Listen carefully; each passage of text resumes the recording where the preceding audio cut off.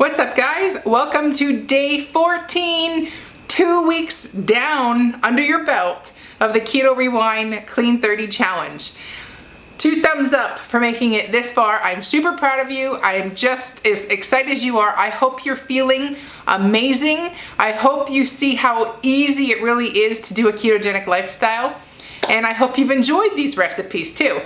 These are things that I've been eating the past year and a half and loving. So I finally took the time to literally do what I eat in a day videos, and I did it for 30 days. Bit off a little bit more than I could chew there, but you know what? It's a challenge and I'm gonna do it. So I'm gonna bring you 30 days of these videos. So anyways, it's the end of week 2. Let's get this day done and look forward to week 3's starting tomorrow. week 3's menu. So all the links are down below. Use the discount codes, checked out the recipes, everything is in the description box.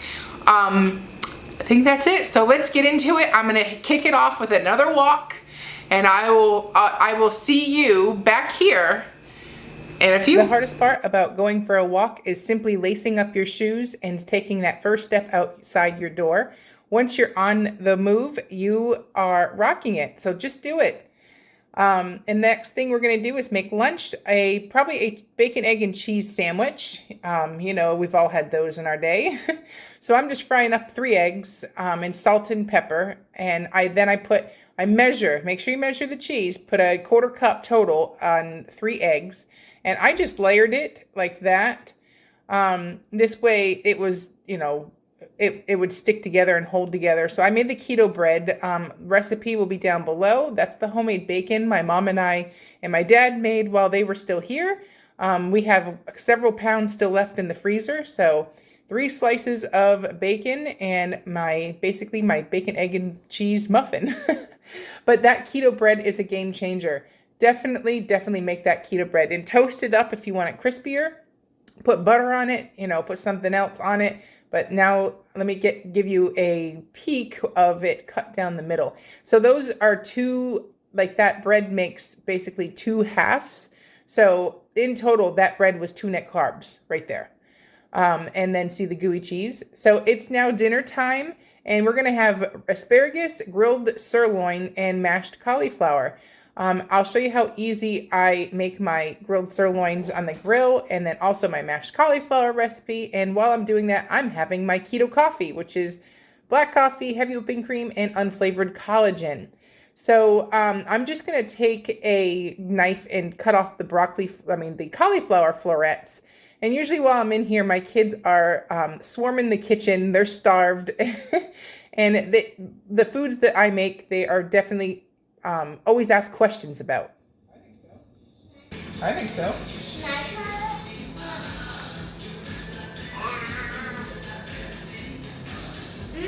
Tastes like broccoli. Dip it in ranch. Broccoli. Can I taste it, Mama?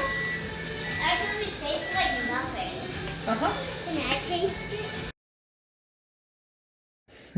And after they're all cut up in evenly sized pieces, we're going to bring it over to the stove, and we'll do that in a second. But first, I want to get my steaks marinating. This is 4 petite sirloins. Like I said, you can't be picky right now. These are, you know, half the time it's limit 1 and all this stuff. So just get whatever cut of steak you can get. I'm going to put about 2 tablespoons total on these 4 sirloins of Worcestershire sauce. You can leave that off. Overall, it's not much is going to actually get on the meat. And then I like to just have it generously drizzle yellow mustard, salt, and pepper on the steaks. And make sure you, at the minimum, just do salt and pepper if you want it super clean. But the Worcestershire does give it some flavor along with the tenderizing ability of the mustard. So that's something we've always done, and it's a tried and true steak recipe marinade. And so basically, once you've got your salt, pepper, your mustard, and Worcestershire, just rub it into the meat and turn it over so you've got both sides evenly coated. And that's what it's going to look like. Let that hang out for a minute while we prepare the grill and the mashed cauliflower. So here is a big bowl of bone broth. I smashed my mason jar, glass jar, so that's why it's in plastic. I normally store my homemade bone broth in a mason jar. but because I got a little wild on the granite with the glass, we were in plastic. So anyways, pour that in there. That was roughly about 2 cups of bone broth. And the best way to get collagen is bone broth in general. That's the absolute best way to get the collagen. But the other way you can get the collagen is in the powdered form. And as you see in all my videos and my whole channel, I use the unflavored Perfect Keto or Equip Collagen. And that's the second best way to get the collagen in you. So the next we're going to take this whole package of asparagus and we're just going to steam it. I apparently cannot open anything anymore without scissors. When did plastic get so strong? But anyways, I'm just going to steam that with a little water, and that's just going to soften it up enough that it takes the bite out of it, because we're going to grill it on with the sirloins on my grill. So I'm just going to cover it, pop it in the microwave, and let that, I think it was like 2 minutes or something, just to take the bite out. And then we'll finish them on the grill. So next we are going to just drain all that water out. I just put just a tiny bit of avocado oil so they won't stick to the grill. I put them on top. It helps them not burn. And then the steaks are on the grill as well. Meanwhile, my cauliflower is fork tender, so I'm going to drain out most of the bone broth. Save some of it, because if you want to make a dairy-free option, just use the bone broth. And don't drain a ton of, just leave enough for like a 1/4 cup in there. But this is the way I'm making it. So I'm adding 2 tablespoons of butter, a splash of heavy whipped cream, about 2 tablespoons-ish, and salt and pepper, and then some garlic powder. So you can just use a hand masher. You don't need a Vitamix, but my kids will eat this if I grind the crap out of it. So that's why I'm using a Vitamix. But you can just mash it with a hand masher. This is just an extra step to get my kids to eat it, and they do. So this is what I do. So I pulse it a few times just to get it all coming together, and then, puree it, and it makes the most delicious, absolutely delicious mashed cauliflower that reminds me of mashed potatoes. Salt and pepper it to taste. You may want more or less salt. And my steaks have come off the grill. Let them rest for 5 minutes before you cut into them. It keeps the juices all together. There's my asparagus, there's my mashed cauliflower, and we're going to plate. So my sirloin, I think as a raw weight was like 7 ounces, and cooked it was down to like 6 ounces. So just a FYI. And there's my mashed cauliflower and my steak and the delicious asparagus. So next, let's go head on over and track the macros.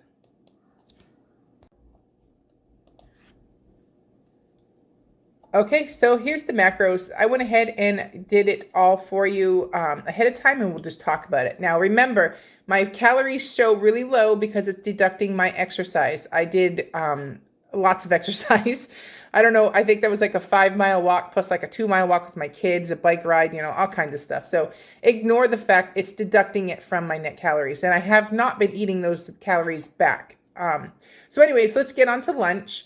I had 2 servings, or that one recipe of the keto bread makes 4 servings. So because I had a top and a bottom, I just made 2 servings for my egg sandwich, which was 2 net carbs. I have butter that I cooked my butter that I cooked my eggs in, and 3 slices of my homemade bacon. And then for dinner, we had that sirloin, and then the mashed cauliflower and bone broth. That mashed cauliflower and bone broth, in how I made it, was 3 net carbs, just FYI. It's pretty low carb, and then it's easy to just throw on some other vegetable on top of that, like an asparagus or broccoli, something steamed, and just gives you a little bit more to just bring that whole meal together and be so savory. So overall, and also I had my keto coffee while I made my dinner. So overall, I was on very low today for carbs, which I really like. I was lower on my fat, which is also good. I have a protein-based approach to weight loss, not a fat-based. I have excess fat that I want my body to use first. Obviously, once I get to my goal weight, I will increase the amount of fat, but right now I want to use my fat, and that my body will take from those reserves. The only thing I definitely always strive to hit is my protein. So I'm pretty spot on with my protein macros. So overall, it was a fantastic day. And that is my macros. So, okay, well, I hope you enjoyed another full day of eating the Keto Rewind Clean 30. You finished week 2. Tomorrow starts week 3. I am so proud of you. So keep going, keep being great, and just keep being better. And look, and just notice that these little victories are going to turn into huge changes. So stay tuned and don't give up. I'll see you next week at week 3, also known as tomorrow. And I'm Jess. You're watching Keto Rewind. Bye-bye.